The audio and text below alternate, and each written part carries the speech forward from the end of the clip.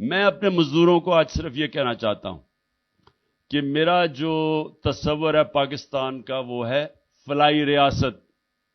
فلاحی ریاست کا مطلب یہ ہے کہ جو بنیادی ضروریات ہیں، جو لوگوں کی، ہمارے غریب، کمزور، مزدور، کسان، اس طبقے کی جو بنیادی ضروریات ہے وہ انشاءاللہ ریاست پوری کرے گی.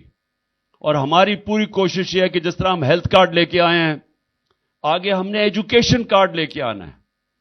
اور ایجوکیشن کارڈ کیا ہوگا کہ بچے جا کے ان کو کارڈ ملے گا، وہ پھر جا کے کسی بھی اسکول میں جا کے تعلیم حاصل کر سکتے ہیں. تو یہ بھی اب یہ میرا اگلا انشاءاللہ جب بھی اللہ نے موقع دیا تو ایجوکیشن کارڈ، تاکہ ایک غریب کے بچے کو، وہ کیوں گندے اسکول میں جائے، اس کو بھی موقع ملے اچھے اسکولوں میں جانے کا. اور اس سے کیا ہوگا؟ اس سے ہوگا کہ اسکول بہتر ہو جائیں گے.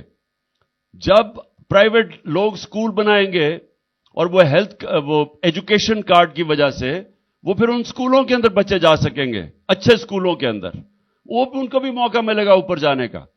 ہیلتھ کارڈ کی وجہ سے پہلی دفعہ دیہات کے اندر پرائیویٹ ہاسپٹلز بن رہے تھے، عام ڈاکٹرز چھوٹے چھوٹے ہاسپٹل کھول رہے تھے ہیلتھ کارڈ کی وجہ سے.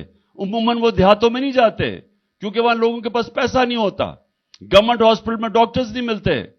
آپ چلے جائیں دیہاتوں کے اندر، ڈسٹرکٹس میں، وہاں گورنمنٹ ہاسپٹل میں ڈاکٹر نہیں ملتے. تو ہیلتھ کارڈ کی وجہ سے پرائیویٹ سیکٹر جا رہا تھا وہاں. اور وہ انشاءاللہ جب بھی اللہ نے موقع دیا تو ہم تعلیم اور صحت دونوں میں، خاص طور پر مزدوروں کا فائدہ یہ ہوگا کہ ان کو کم از کم اپنے بچوں کی تعلیم بھی اچھی ان کو مل جائے گی. ان کو فکر نہیں ہوگی کہ اگر پیسہ نہیں ہوگا تو ان کو اچھی تعلیم نہیں مل سکتی.